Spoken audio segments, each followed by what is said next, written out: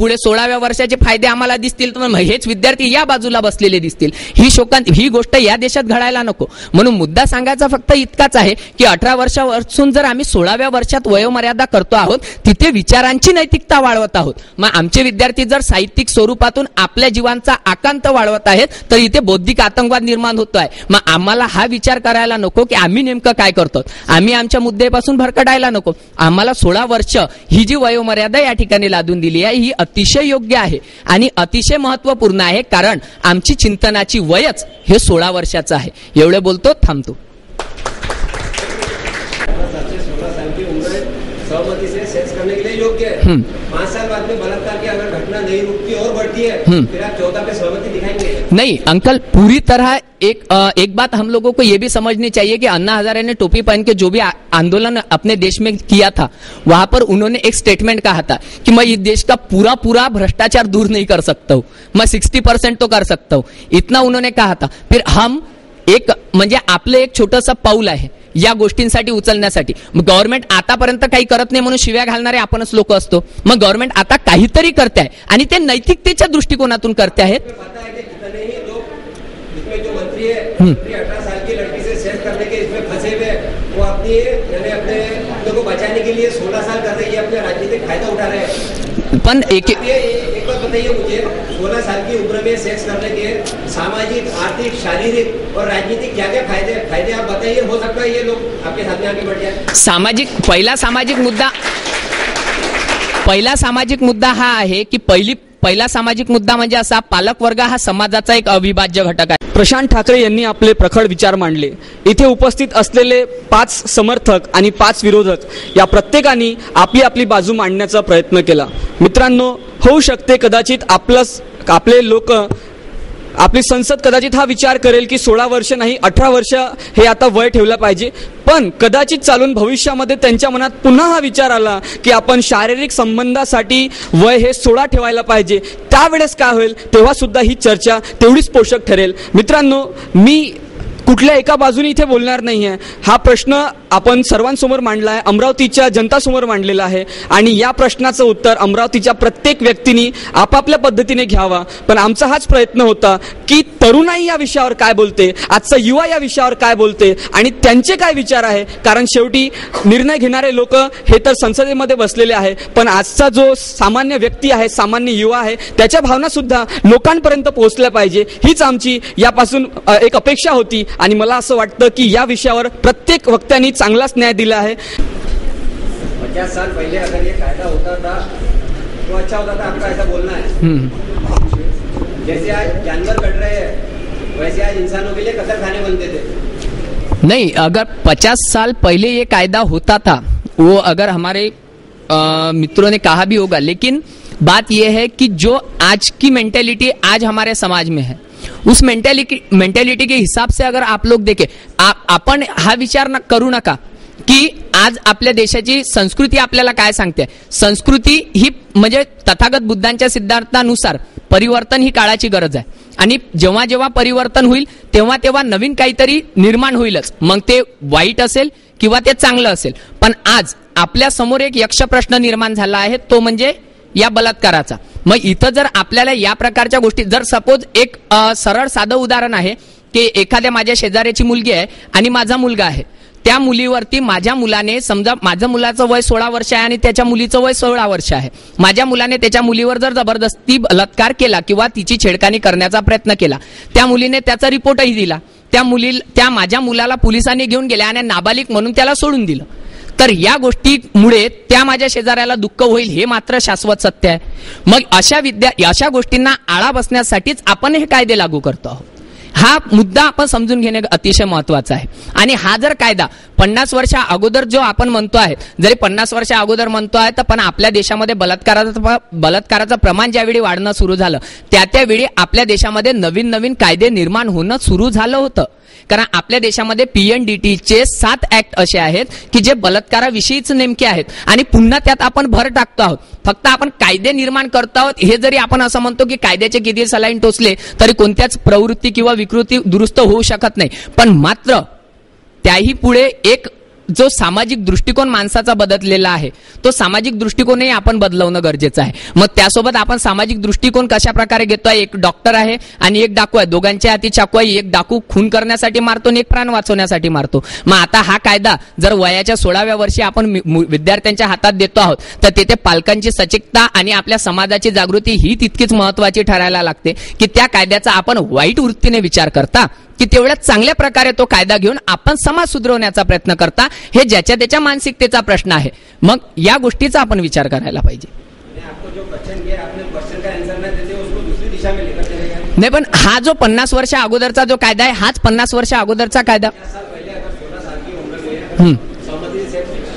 जनसंख्या कितनी बढ़ती थी इसका आपने विचार नहीं किया? आप फायदा करके जनसंख्या तशी आपल्या देशाची काही कमी नाही आहे बाकीच्या तुलनेत. हाही महत्वाचा प्रश्न आहे.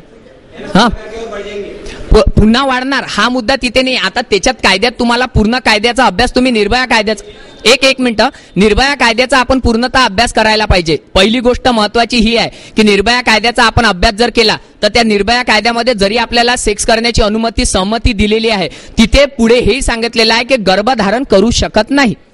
हा महत्वाचा मुद्दा आपण घ्यायला पाहिजे. त्यातल्या त्यात वयाच्या 16व्या वर्षी जे आपण एड्सचे प्रमाणही सांगतोय तर तिथे सुद्धा जागृती आपण निर्माण करतोय. म्हणजे आपण विद्यार्थ्यांमध्ये जागृती निर्माण करण्याचं काम करतोय. मग 50 वर्ष अगोदर जर हा कायदा निर्माण झाला असता तर आपण आज जे तुमचं वय 45 असेल, माझं वय 25 असेल तर आपल्यामध्ये ही जागृती आधीच राहिली असती आणि दिल्लीमध्ये 6 लोकांना जे बलात्कार केलं, 6 केलं, 5 केले अशा लोकांनाही ती जागृती राहिली असती. ते बलात्काराचं प्रमाण आज 2013-12 मध्ये दिल्लीत घडलं नसतं. हा सरळ साधा मुद्दा.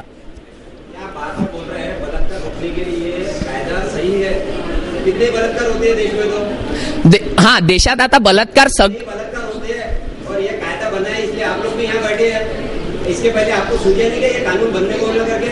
नहीं, ये तो आपकी हाँ बराबर है ना. आपने उसमें सहमति दर्शा दी है कि आपको सूझने को होना था पहले भी. एक आपको बात बताना चाहता हूँ अंकल की बात यह है की कोल्हाट्याचा पोर म्हणून पुस्तक वाचा. त्याच्यात एका वैश्याच्या मुलाची कहाणी सांगितलेली आहे. त्या वैश्याच्या मुलाने 4 ओळी त्या ठिकाणी सांगितल्या होत्या आणि त्या 4 ओळीचा मर्म तुम्हाला माझ्या ज्या तुम्ही आता आमच्यावर जे सांगतात की हे तुम्हाला सुचलं नाही काय, तर आम्ही जेव्हा हे सांगतो ना तर त्या 4 ओळीतच तुम्हाला मर्म तो कळेल की पैशात भावनेचा बाजार पाहिला मी, त्या कोवळ्या कळ्यांचा व्यापार पाहिला मी, थोडा उजेड द्यावा मागावयास गेलो तर तो सूर्यही थोडा लाचार पाहिला मी. मग जेव्हा आम्ही हे करण्याचा प्रयत्न केला तेव्हा आम्हाला आमच्या समोर बसलेले सगळे सूर्य लाचार दिसले. त्या सूर्यांनी आम्हाला कधी मदत केली नाही. मग आम्ही जेव्हा आमच्या वयाच्या पदार्पणानंतर 18 वर्षानंतर 16 वर्षानंतर या गोष्टीकडे आमचा हात टाकण्याचा प्रयत्न केला आणि आमचा एक छोटासा प्रयत्न म्हणून जेव्हा आम्ही या गोष्टीला आळा टाकण्याचा प्रयत्न केला तेव्हा आमच्या समोर बसलेल्या सूर्यांनी आम्हाला कधीच साथ दिली नाही. हा महत्वाचा मुद्दा आहे. हा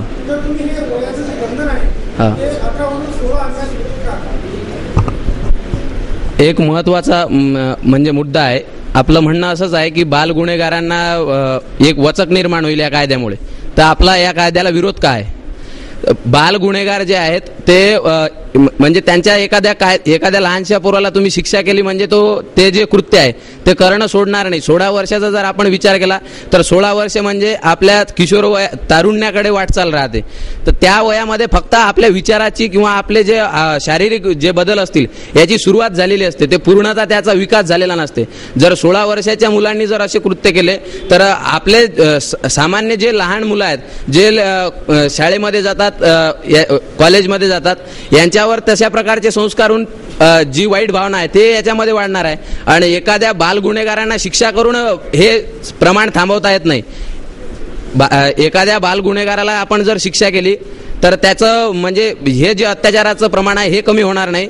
तर कायदा असा पाहिजे. डॉक्टर बाबासाहेब आंबेडकरांनी घटनेच्या वेळेस मसुद्याच्या वेळेस ज्या वेळेला भाषण देताना बाबासाहेबांनी सांगितलं होतं की कायदे किती केले तरी त्याचा जे अंमल करणारे आहेत त्या लोकांवर अवलंबून आहे.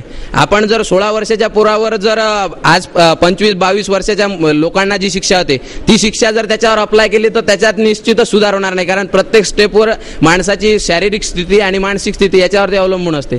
आपण म्हणजे एखादा आता त्यांनी जे उदाहरण दिलं हे जे अपवादात्मक उदाहरण आहेत या प्रकरणामध्ये तशा गुन्हेगारांना शिक्षा होईल हे तुमचं बरोबर आहे, त्याच्यामुळे त्याला समर्थन द्यायला पाहिजे. मात्र आपण जर याच्या अगोदरच्या कायद्याचा विचार केला तर ज्या कायद्यांमुळे म्हणजे ज्या व्यक्तींना शिक्षा व्हायला पाहिजे त्या व्यक्तींना शिक्षा अजून झालेली नाही आणि म्हणजे जवळजवळ 500-600 खटले असे सुरू राहतात, मात्र त्याचं सेशन होत नाही, त्याच्यावर निकाल लावला जात नाही.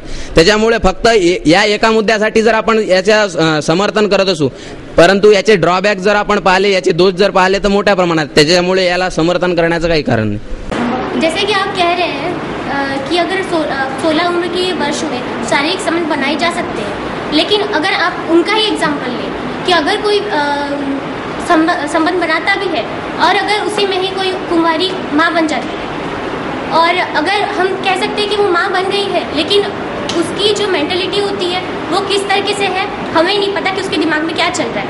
लेकिन अगर वो माँ बनती है, उसकी हेल्थ कैसी है, क्या है, वो भी हमें नहीं पता, लेकिन वो कमज़ोर हो सकती है. इसी बीच अगर उसके जीवन को खतरा है और उसके शिशु को भी खतरा है, तो आप कहाँ तक कह सकते हैं कि अगर उसका जीवन नष्ट हो गया, यहाँ तक कि उसकी जान न बचाई जा सके, तो आप कहाँ तक कह सकते हैं कि 16 साल की उम्र सही है. जर आपल्या देशामध्ये एखाद्या स्त्रीचा नवरा मिला आणि स्त्री जर विधवा झाली, तिची जबाबदारी घेणारा कोणी नसतो. जर एखादी 16 वर्षातली मुलगी कुमारी माता झाली तर तिची जबाबदारी घ्यायला तुम्ही तयार असाल का?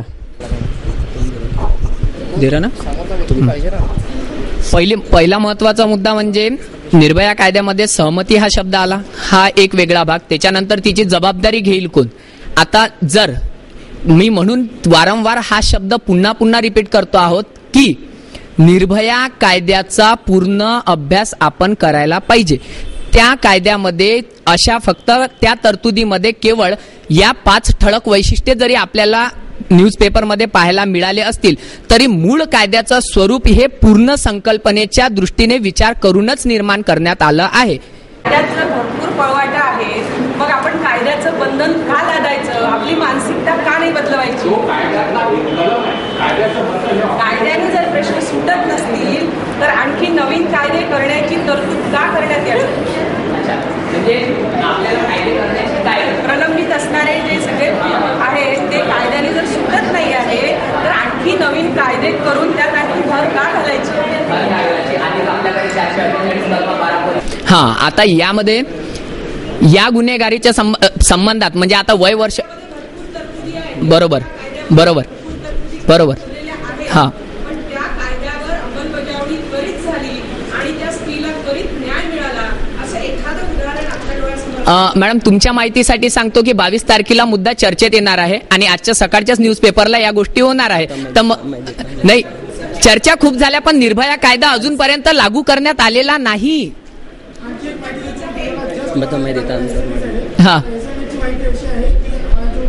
हा 16 वरून 18 वर 18 वरती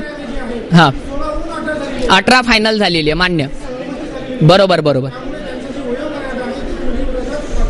18 ठेवण्यात आलेली.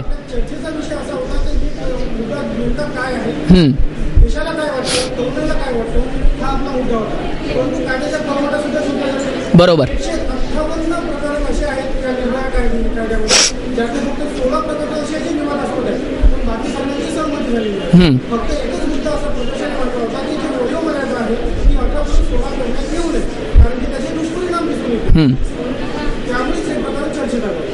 हा, त्यामुळे हे प्रकरण चर्चेत आलं होतं. आणि दुसरा तो लैंगिक संबंधाच्या जागी तो बलात्कार शब्द टाकावा, यामुळे ते चर्चेत आलं होतं.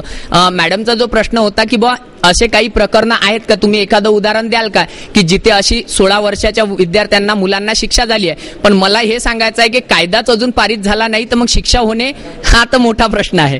मग कायदा चर्चेला 22 तारखेला होणार आहे आणि आज सकाळी ते 16 वरून 18 करण्यात आलेला आहे. मग शिक्षा होणे शक्यच नाही. मग जर हा कायदा याच्या अगोदर जर संमत झाला असता कदाचित तर आतापर्यंत बाल गुन्हेगार जे काही म्हणजे बाल वयात ज्या मुलांनी कृत्य केलेले आहेत ते मुलं कदाचित सुटले नसते. हाही एक मोठा प्रश्न आहे.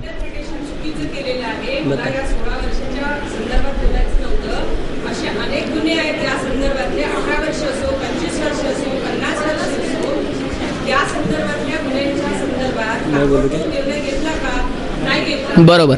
ज्याच्यावर हा अन्याय झाला त्या अन्यायग्रस्त महिलेची मुलीची काय होईल याचा आपण विचार करतो का? हा